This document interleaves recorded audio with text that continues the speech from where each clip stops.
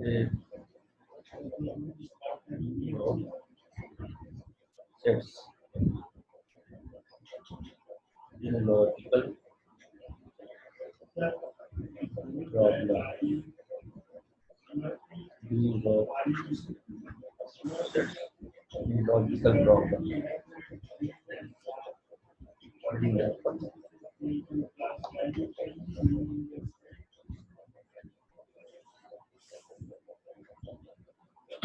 जैसे मान लो कि कुछ अजम्पशन है हमारे, अगर मैं एम लिखूं तो आप ये समझिएगा कि M is set of students, set of students, set of students. मान लो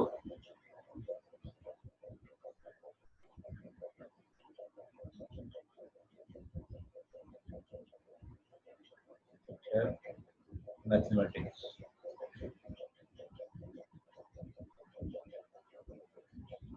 केमिस्ट्री,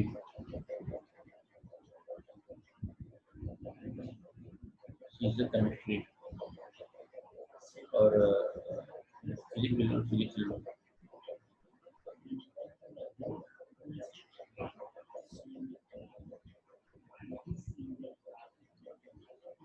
मान लो इसका मतलब ये होगा। तो देखिए अब हम बातों करना शुरू करते हैं। तो कोई कह दे एम डैश, एम डैश मतलब क्या होता है कि set of students which have no mathematics. इसका मतलब क्या होगा, लेकिन नोटेशन में सुना जाएगा। एम डैश मतलब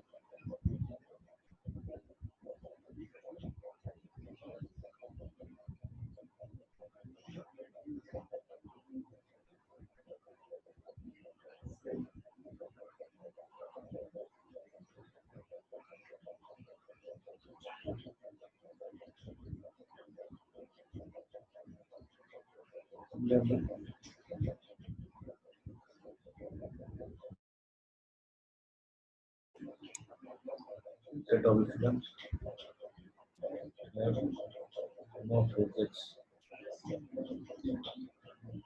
ऐसे ही सीधे इसका वोट है set of students have no chemistry।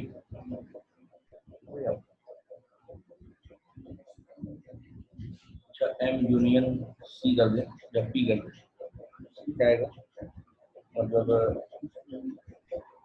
इसमें मतलब ऐसे स्टूडेंट्स होंगे जिनके पास मैथमेटिक्स या फिजिक्स या दोनों की हो। तो एम यूनियन पी में क्या आएगा, set of students which have at least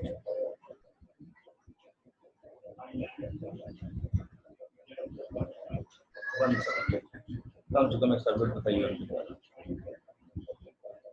mathematics.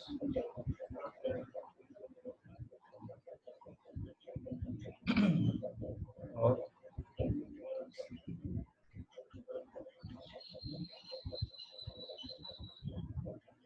Mathematics और फिजिक्स,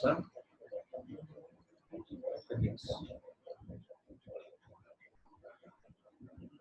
ऐसे एम यूनियन सी कर दें मैथमेटिक्स और केमिस्ट्री, ऐसे ही 18.0 मान लो अभी लिखते हैं सी यूनियन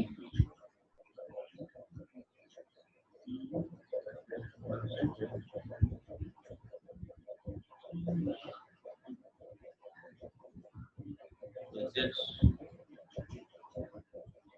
और केमिस्ट्री।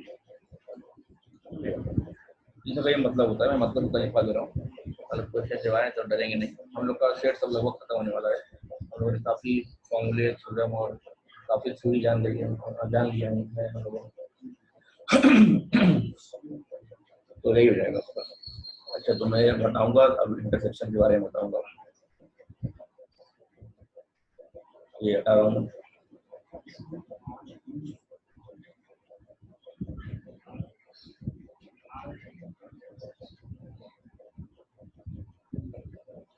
मिटा रहा हूँ ना।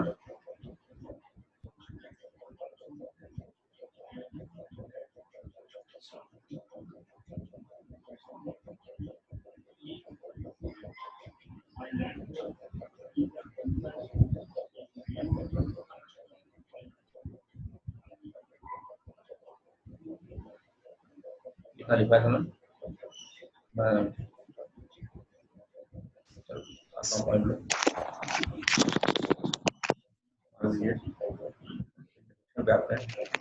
and introduction B.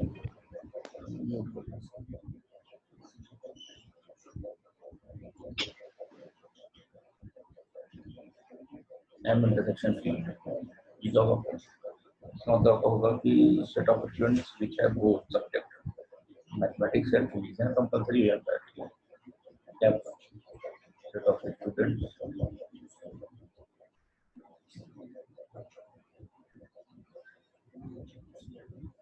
which have both mathematics and physics.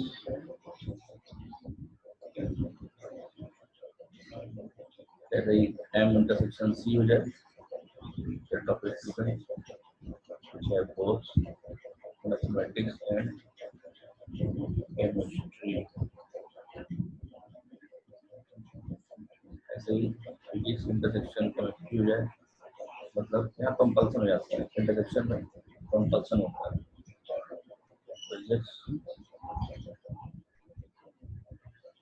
And मतलब कंपल्सन और मतलब ऑप्शन यूनियन वाले में ऑप्शन होता है ये हो या वो हो इंटरसेक्शन वाले में कंपल्सन हो जाता है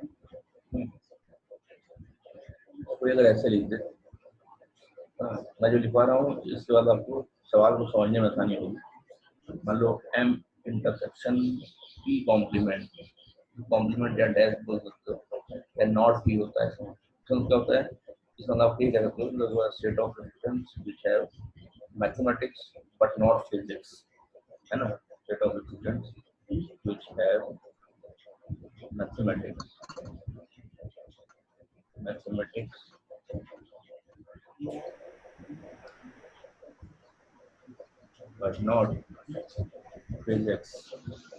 but not physics. Yeah, will look C intersection P dash set of students which have in both नहीं हो यहाँ पे दो हटा दो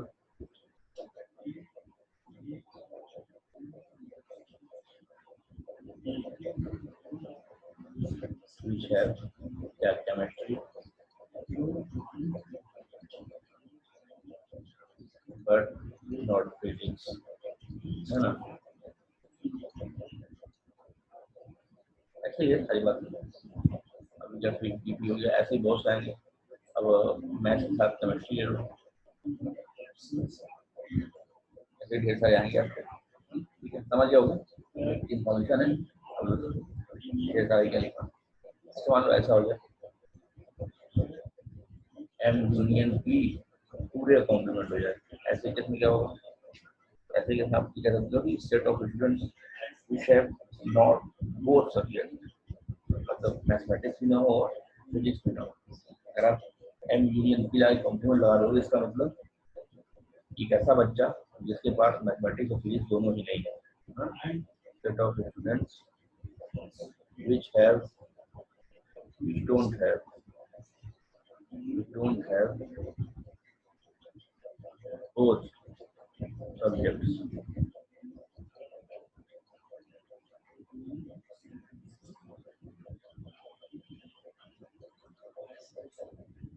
मैथमेटिक्स एंड फिजिक्स मतलब इसकी गोले के बाहर रहेगा एम यूनियन पी के गोले से बाहर रहेगा बेटा ठीक है अच्छा एक टर्म और आता है तो मान लो तीनों का यूनियन ले लेते maths union physics union chemistry इसका मतलब set of all students which have 3 subjects अब इसमें वो सारे स्टूडेंट आ जाएंगे एफ वाले भी पी वाले भी और सी वाले भी उनके पास वो तीनों सब्जेक्ट्स हैं बेटा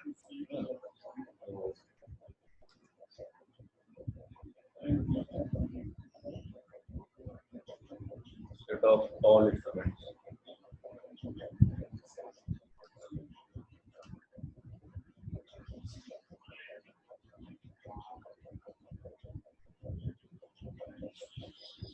Which have तीनों, हाँ, which have तीनों subject.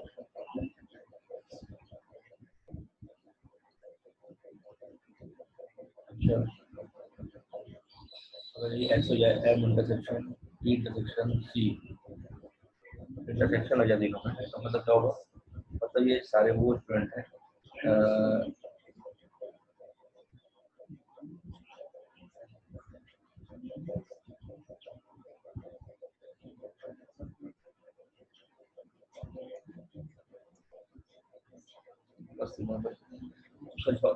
इसको भी तो सेम ही बोल रहे हैं हम लोग, मतलब इसमें भी सारे student which have C subjects की जगह ऐसे कर सकते हो, विच हैव एट लीस्ट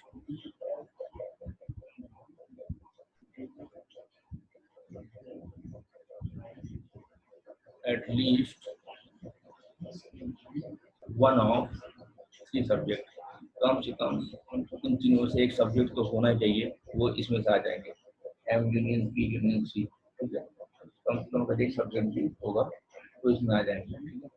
इसमें क्या आपका ये होगा, set of all subject students which have all three subjects, ठीक है। तो यहाँ पे ऑप्शन देंगे हम, लेकिन यहाँ पे कंपल्सन इंटरेक्शन वाले, एक छोटी मोटी बातें हैं जिनको हम लोग मतलब जान रहे हैं, ठीक है। अच्छा, ये हो गया। अब कुछ फॉर्मूले हमारे पास कार्डिनल नंबर से रिलेटेड जो कि आपको बताने जा रहे हैं, तो थ्योरी है, खाली बस समझो। ये हम आपको कोई सवाल नहीं था, ये मैं बता रहा हूँ सवालों में यूज कैसे करना होता है, अगर ये सिस्टम चाहते हैं तो इनका मैं आपको मतलब समझा रहा था, तो काफी तरीके से मैंने समझा दिया आपको, ठीक है। अब आइए कुछ फॉर्मूले जानते हैं, कार्डिनल नंबर जानते हैं, सेट्स के डायरेक्ट कैसे निकालते हैं। मैं स्क्रीन ला रहा हूँ,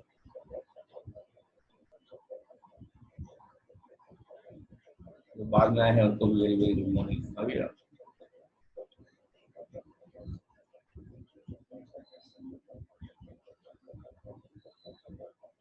देखो यार, साफ सुथरी बात है, आगे बढ़ रहे हैं। अच्छा, ऐसे बच्चे, फिर से एक निवेदन कर रहा हूँ, ऐसे बच्चे जो बाद में ज्वाइन किए हों या कुछ क्लासेस मिस हो गई हों, आपको बता दीजिए, आपको वीडियो लेक्चर्स मिल जाया करेंगे बेटा, ठीक है। तो घबराने की बात नहीं है, तो छूट गया है, या ऐसे बच्चे उनको लग रहा है सर वो वाला टॉपिक समझ में नहीं आया था, या मतलब वो अगर फिर से बता दी, किसी प्रकार की दिक्कत हो, भैया तुम पूछ सकते हो, ये दिक्कत है तो सॉल्व करा दूंगा, करने की बात नहीं होगी। आइए आते हैं कार्डिनल नंबर,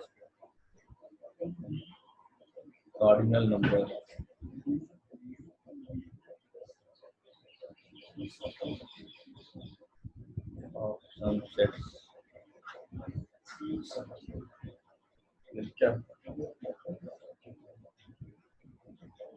देखो यार, कार्डिनल नंबर का तो मालूम है, अगर कोई सेट ए है तो उसमें जितने नंबर ऑफ एलिमेंट होते हैं उनको हम क्या कहते हैं, कार्डिनल नंबर ऑफ सेट ए कहते हैं, ठीक है। एग्जांपल लो, मान लो ए के पास है 1 2 3 4, कार्डिनल नंबर ऑफ सेट को हम लोग एन से रिप्रेजेंट करते हैं। इसका मतलब क्या होता है, number of element in set ए कितने हैं, 4 है टोटल एलिमेंट, ठीक है।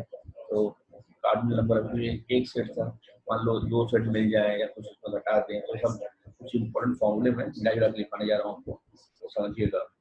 यू जब भी लिखें तो यू का मतलब आप समझिएगा यूनिवर्सल सेट, यू का मतलब यूनिवर्सल सेट, और इसके साथ जितना भी हम सब लिख रहे हैं, ए बी सी डी, ये सभी क्या है, ये सभी इसके सबसेट हो गए, are subset of universal set, ऐसा हम मानेंगे, ठीक है। दीज आर आवर अजम्पशन, जब हम एबीसीडी लिखते हैं उसको यू का हम लोग सबसेट मानेंगे, जबकि यू जो है यूनिवर्सल सेट है, ठीक है भैया। तो अब हम क्या कहते हैं, कहीं देखते हैं, सबसे पहला ये देख लो, ए कॉम्प्लीमेंट का मतलब क्या होता है, इसका मतलब होता है not A, number of element not in A. A में क्या नहीं होगा, मतलब यूनिवर्सल सेट तो सारे एलिमेंट आएंगे और उनमें से ए घटा देंगे, क्या कहते हैं यूनिवर्सल सेट में से ए घटा दो तो number of element not in A ही आएगा। तो cardinal number of A complement is universal set में से ए एलिमेंट में से ए के नंबर ऑफ एलिमेंट घटा दीजिए, ठीक है।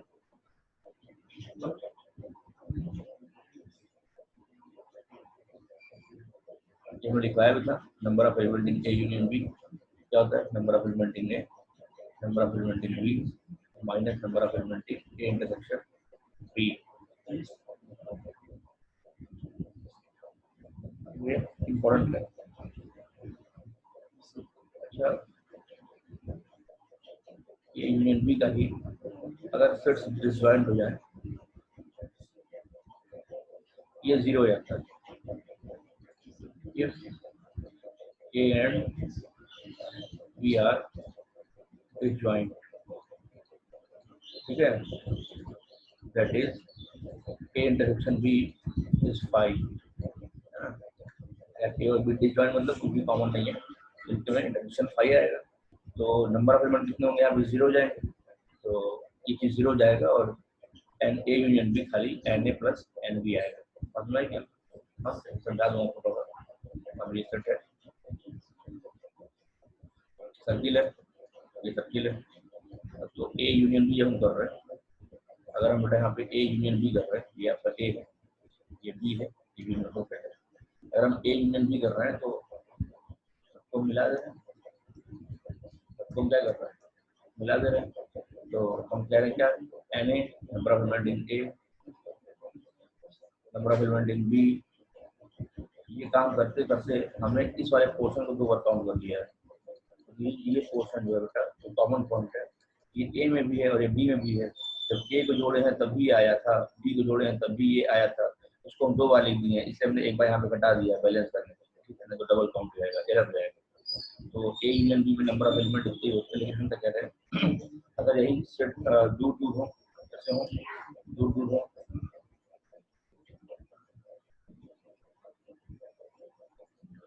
ये ए है और ये बी है, तो इस केस में ए यूनियन बी क्या होगा, ए का सारा एलिमेंट और बी का सारा एलिमेंट है कि नहीं, ए का सारा एलिमेंट और बी का सारा एलिमेंट। तो ए और बी का डिजॉइंट होंगे तो ए इंटरसेक्शन बी क्या होगा, पाई होगा। यहाँ पे ए इंटरसेक्शन बी क्या है, देखो पाई है, कुछ भी कॉमन नहीं है, बोलो आ रहा है इसलिए हम लोग ने ये फॉर्मूला लिख लिया, ठीक है। आगे बढ़ते हैं, बनाओ क्या बना लो फटाफट, बना लो फटाफट, बना लो, बहुत ही इंपॉर्टेंट लेक्चर चल रही है, हाँ बैठे घर पे हो आराम से, लेकिन ये लेक्चर बहुत इंपॉर्टेंट है, तो भी सीरियस है बेटा, ये लेक्चर बहुत इंपॉर्टेंट है। सेट्स का बैकबोन पढ़ा रहा हूँ इसमें, सेट्स के बैकबोन को पढ़ा रहा हूँ, एक्शन क्वेश्चन पे आता है। चलिए बता रहा हूँ मैं,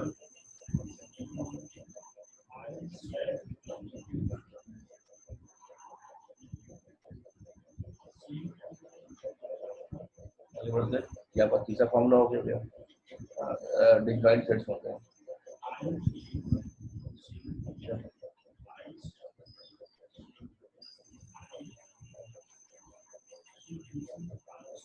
ये number of element in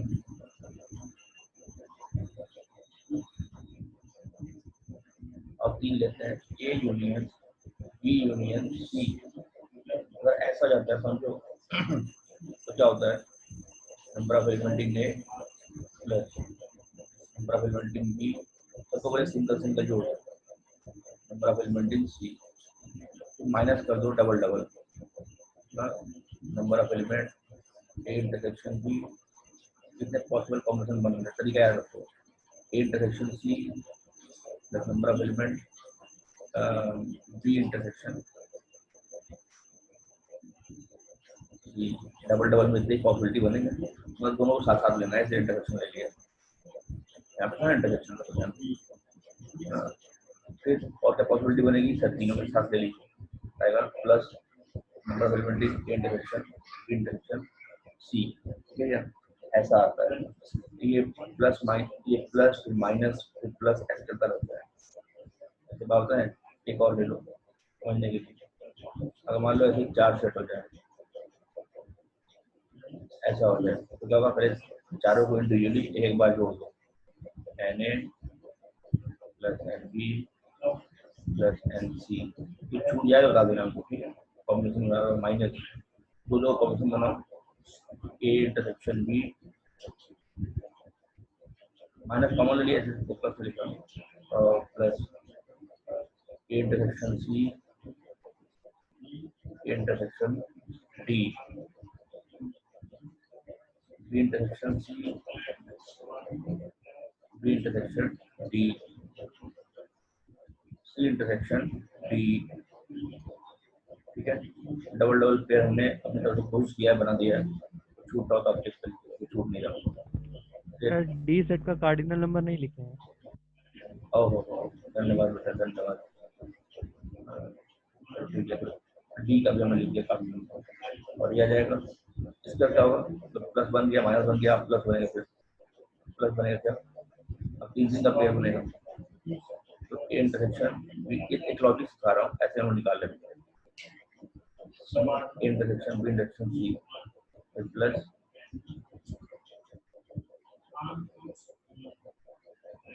A intersection B intersection D, A intersection C intersection D,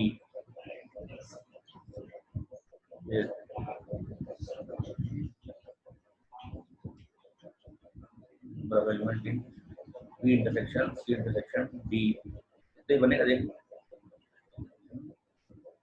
4 ही बनेगा, बोर्ड सी। तो फाइनली क्या होगा, प्लस माइनस प्लस, अब अगला फिर माइनस आएगा, चारों एक साथ ले लो, मतलब A intersection B intersection C intersection D, यही एक पॉसिबिलिटी होगा, मतलब इस तरह पता जाता है, ठीक है, ऐसे बढ़ता जाता है।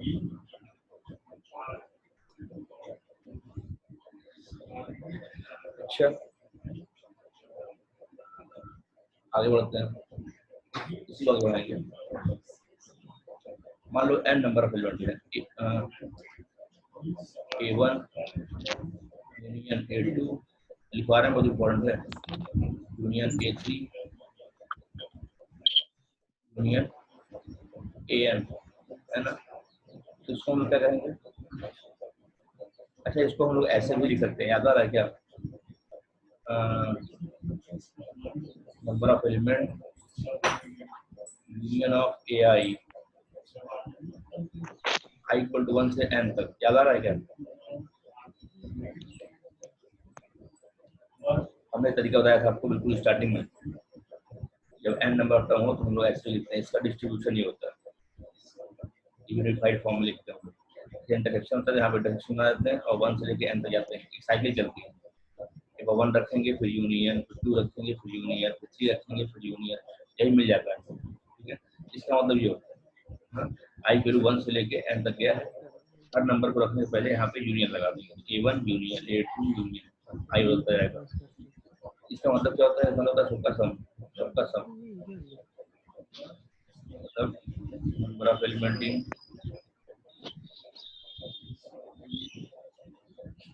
अच्छा इस कभी ऐसा सिंबल देखे हो,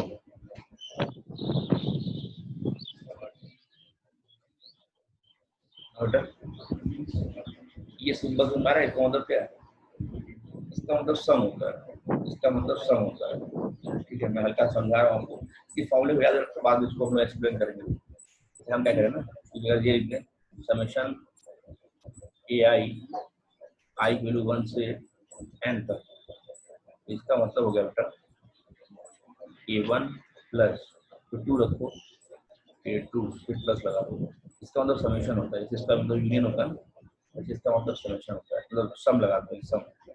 तो 1 रख दो, फिर प्लस, फिर 2 रख दो, फिर प्लस, फिर 3 रख दो, सारे काम कब तक करेंगे, तो हम n तक पहुंचते हैं, प्लस AN। तो ये मैथमेटिकल टर्म है, इतना लंबा लिखने ज़्यादा अच्छा हम लोग ऐसे लिख सकते हैं, ठीक है। डाउट है तो मैसेज करना।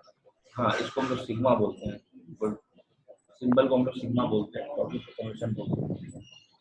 तो समेशन हो गया आपका, तो अगर थोड़ा सा समझने की कोशिश करिएगा, हम कह रहे हैं कि मैथमेटिक्स में ना इतना लंबा लिखने की बजाय हमने मैथमेटिकल सिंबल बना दिया वहाँ।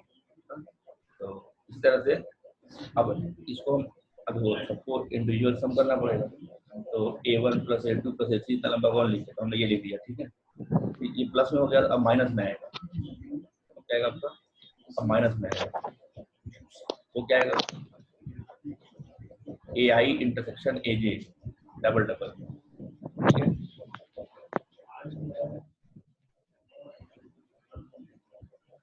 ये को बढ़ा लेना, जैसे यहाँ देखो हमने पहले m हो गया, अगर a1 ले लोगे तो ये क्या लेना, 1 से बढ़ा लेना, मतलब 2 ले लो, 3 ले लो, सारे कॉम्बिनेशन बन जाएंगे। तरीका है लिखने का, अभी लिख लो, बाद में समझ लेना। फिर प्लस 3 बनेगा, ai intersection aj intersection ak, यहाँ पे क्या होगा आपका, i से बड़ा a ले लो, इससे बड़ा a ले लो, सारी पॉसिबिलिटी बन जाएगी, इसे लेके n तक जाना है, n तक जाना है। ऐसे करते करते प्लस माइनस, ध्यान दो पहले टर्म में प्लस है, दूसरे टर्म में माइनस है, तीसरे टर्म में प्लस है, मतलब ऑड वाले टर्म में प्लस है, इवन वाले टर्म में माइनस है, -1 का पावर n + 1 कर लेंगे, और यहाँ क्या आएगा, फाइनली सबका intersection a1 intersection a2 number of element, ऐसे करते करते इंटरसेक्शन an, फाइनली हम ये मिल जाएंगे। ये जनरलाइज फॉर्म हो गया इसका, सिग्मा का मतलब कुछ ऐसा होता है,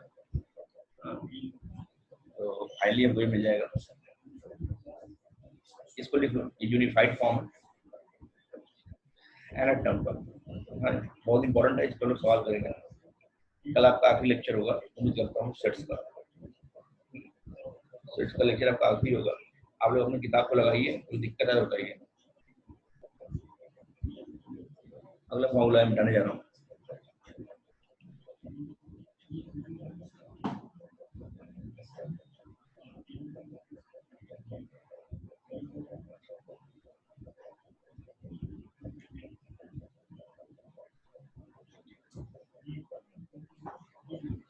ध्यान रखिए।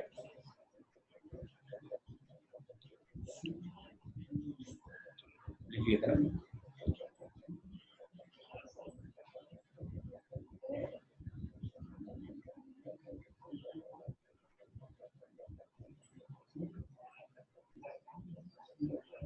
अच्छा इसी को थोड़ा सा एक्सटेंड करा दे रहा हूँ। मान लो a1 a2 a3 an ये सभी डिसजॉइंट हो जाए, ऐसे केस में इनमें कुछ कॉमन नहीं रहेगा, इसका इंटरसेक्शन क्या होगा, पाई होगा। तो ऐसे केस में a1 union a2 union a3 union an क्या जाएगा आपका, केवल सिंगल का सम na1 + na2 + na3 + nan, ये बन जाएगा, ठीक है। अगर सब डिसजॉइंट हो, मतलब किसी में कोई भी कॉमन ना हो, तो इंटरसेक्शन निकालने का मतलब रह नहीं जाएगा, है कि नहीं, कोई कुछ कॉमन नहीं है। तो ऐसे केस में क्या करेंगे हम लोग, ऐसे केस में सिंपल खाली सबका सम ले लेंगे, यूनियन सम बन जाता है अगर सेट्स डिसजॉइंट होते हैं। तो इम्पोर्टेंट बात है, तो ये बोले आओ कुछ खेल खेलते हैं, ए इंटरसेक्शन बी नॉट, तो मतलब ए और जो बी नॉट में कॉमन है वो क्या है, तो और देखते हैं, दिखाते हैं थोड़ा खेल, थोड़ा खेल दिखाएंगे, प्रॉब्लम मानेंगे। ये आपको ये है और ये आपका बी है, ठीक है, ध्यान दो, ये आपका ए है और ये भी आपका बी है। तो ये तो पूरा है ही है, और बी नॉट में क्या कॉमन है, बी नॉट है क्या, बी नॉट तो बाहर का पूरा एरिया है, दिस इज बी नॉट, है ना। जो बी में नहीं है वो बी नॉट है। हम कह रहे हैं ए और बी नॉट में कॉमन क्या है, तो आप कहोगे सर ये वाला एरिया कॉमन, ये वाला एरिया जो है ये एरिया कॉमन, है ना। ये वाला एरिया कॉमन, जो हरा वाला एरिया है यही कॉमन एरिया ये ए में भी है और बी नॉट में भी है। वास्तव में है क्या ये एरिया है क्या, वास्तव में ये एरिया है क्या, ये एरिया है पूरे ए में से एक कॉमन पॉइंट हटा दें, ये वाला पॉइंट हटा दें तो यही वैल्यू एरिया मिल जाएगी। ए में से अगर हम A intersection B common point है हटा दें तो हमको यही मिलेगा, यही मिलेगा। This is what, this is A intersection B not. बहुत बढ़िया ना बेटा, सुखी रहो। तो आयुष का आंसर, इसका आंसर भी आ गया मेरा, तो आप इसको लिख सकते हो Na और minus number of element in A intersection B not या बी कॉम्प्लीमेंट कह लो, ठीक है। इसका तो वेन डायग्राम से प्रूफ बड़ा आसान हो जाता है, हम लोग उनको समझा पाते हैं, समझ पाते हैं। अच्छा कुछ ये बोल दे, number of element in A not और मान लो इंटरसेक्शन बी नॉट, तो अब क्या करेंगे, यहाँ पे हम लोग डिमाइवर्स थ्योरम का यूज कर सकते हैं, डिमॉर्गन्स लॉ लगा सकते हैं। डिमॉर्गन्स लॉ क्या था, A intersection A union B का कॉम्प्लीमेंट बराबर A complement intersection B complement, हम लोग पढ़े थे भी, उसके बाद में लॉ लिखा है। हाँ तो आप इसको ये भी लिख सकते हो क्या, number of element A union B का होल कॉम्प्लीमेंट है। अच्छा ए यूनियन बी का होल कॉम्प्लीमेंट मतलब ए यूनियन बी में बी ना आया हो, मतलब यूनिवर्सल सेट में से ए यूनियन बी को हटा देंगे। हाँ इसका मतलब यही हुआ, सिंपल सा, इसका मतलब होता है यही हुआ, ठीक है, आसान सा।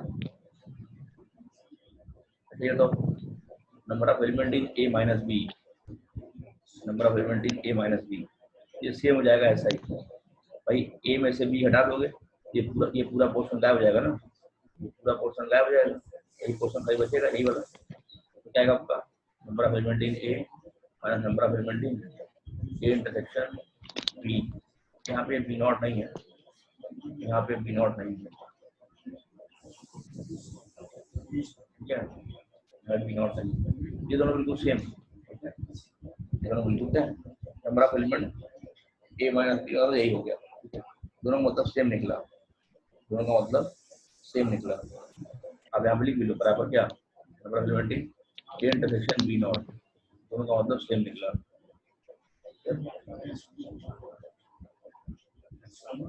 हाँ अपने वॉइस बंद कर लो, किसी को दीपक को दिक्कत आ रही,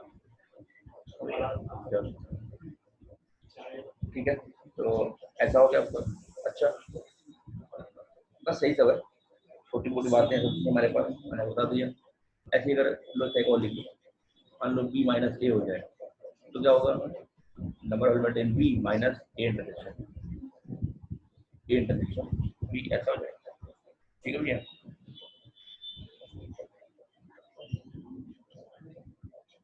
अच्छा बताओ if A and B are disjoint, अगर ए और बी डिसजॉइंट हो तो ए माइनस बी क्या होगा, ये तो खाली ए रह जाएगा, क्यों, तब तो ये फिर जीरो हो जाएगा ना, ये कॉमन वाला है जीरो हो जाएगा, और डिसजॉइंट है कुछ कॉमन नहीं होगा, ये जीरो हो जाएगा, तो N A minus B N A होगा और B minus A N B होगा। कहना तो क्या है, जब ए और बी में कुछ कॉमन नहीं है, ए में से बी घटाओ कोई फर्क ही नहीं पड़ेगा, ए को कहेगा भाई तुम्हारा है ही क्या मेरे पास जो ले जाओ, है कि नहीं। जब तुम्हारे बीच में कुछ कॉमन नहीं है, तुम्हारे जाने न जाने से कुछ फर्क ही नहीं पड़ेगा, है कि नहीं। तो इसका मतलब एन ए या एन बी ही रहेगा, बात नहीं क्या। चलो तो इसको अगर आप लिख लिए हो तो इस पे बैठ हम क्वेश्चन लगाएंगे अगली क्लास में, ठीक है। ये सारे फॉर्मूले के बाद घर पे देख लेना, खुद से लिखना, देखना याद हुआ कि नहीं। एक काम करना, आप लोग का होमवर्क है कंप्लीट सेट्स रिवाइज कर लेना, पूरा सेट्स रिवाइज कर लेना, कल की क्लास में हम लोग केवल सवाल जवाब करेंगे, ठीक है। पूरा सेट्स रिवाइज कर लीजिएगा, हाँ हमारा ये जो है कि सेशन समझिए या मतलब मेरे साथ होमवर्क समझिए। Revise all the things whatever we have studied in the chapter sets theory, clear है। और हम लोग कल अपने आखिरी दिन में होंगे, सेट्स के सवाल लगाएंगे और फिर आगे बढ़ेंगे। चलिए ठीक है, तो आज की क्लास को मैं यहीं टर्मिनेट करता हूँ, आप लोगों को बहुत बहुत धन्यवाद बोलता हूँ, और फिर हम लोग स्टार्ट करेंगे relation and then function very very very important topic, ठीक है, of your 11th and 12th। ये 12th में ही पढ़ना है रिलेशन फंक्शन, और 11th में ही पढ़ना है, ठीक है। 11th वाला ज़्यादा इंपॉर्टेंट है, 11th वाला रिलेशन फंक्शन, खासकर फंक्शन 11th वाला फंक्शन ज़्यादा इंपॉर्टेंट है। 12th वाला बहुत ईजी है, 12th वाला बहुत ईजी है, 11th वाला सबसे ज़्यादा इंपॉर्टेंट है। तो उसको हम लोग बहुत ध्यान से पढ़ेंगे, डरेंगे नहीं। और हम लोग शाम वाली बैच में बड़ी अच्छी बात यह है कि हम लोगों पढ़ रहे हैं ना, क्या बोलते हैं, इनइक्वालिटी पढ़ रहे हैं। तो जो इनइक्वालिटी पढ़ रहे हैं उनके लिए रिलेशन फंक्शन समझना बड़ा ही आसान है, एडवांस और जेई मेंस लेवल पे। बाकी बोर्ड लेवल पे तो आप यहाँ भी समझ सकते हो, कोई बात नहीं है, बात नहीं क्यों। तो बड़ा ही फायदा होगा जब हम लोग फंक्शन पढ़ेंगे तो आपको समझ आएगा, अरे वाह यार ये तो हुआ है। हाँ, तो वही वाली बात है। तो सारे बच्चों से अनुरोध ये है कि जिन बच्चों ने अब तक कुछ छूट गया है उनका वो हमसे वीडियो मांग लेंगे या बता देंगे, तो उनको समझा देंगे अलग से, ठीक है। आज की क्लास को टर्मिनेट करते हैं। आप सभी को हैव अ नाइस डे बेटा, एंड थैंक्स फॉर कमिंग। कल भी टाइम पे आइएगा। मैं एंड कर रहा हूँ session. Bye bye, take care. Welcome बेटा, वेलकम वेलकम बच्चा, वेलकम आदित्य, शौर्य, आशीष बेटा, वेलकम। आप सभी को वेलकम बेटा। चलिए ठीक है, आप अब जाइए। Have a nice day.